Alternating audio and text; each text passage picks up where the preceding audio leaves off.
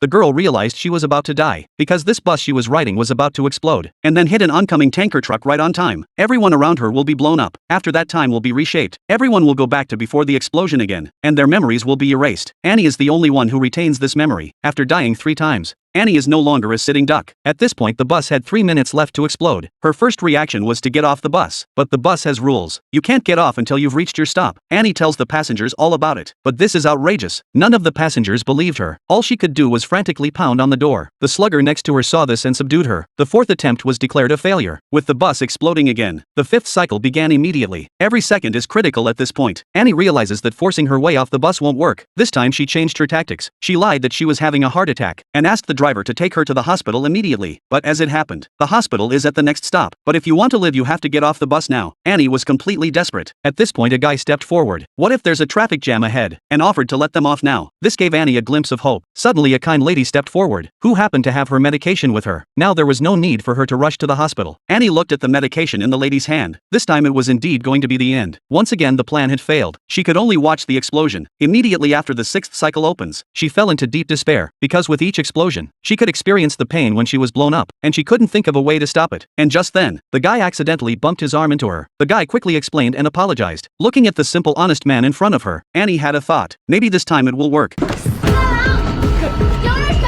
She knew in her heart of hearts, Jack didn't mean it. But still, she screamed at the top of her lungs, claiming the guy was a pervert, and so the innocent Jack was wrongly accused. Annie demanded to go to the police station immediately, but the passengers on the bus said, "There's a police station at the next stop," and asked to keep driving. But she still didn't give up. The driver looked at her with great pity, so he opened the bus door, and that was it. Annie finally got off the death bus. When she got off the bus, she froze again. She tried to save the others, but none of the passengers wanted to do anything. The only one she could save was Jack. Annie lied about taking him to the police station, so she took Jack down. She could finally relax. But little did she know that this was just the beginning. At this point, Jack was full of innocence, and he could never have imagined this girl was his savior. When she thought it was over, the explosion happened again.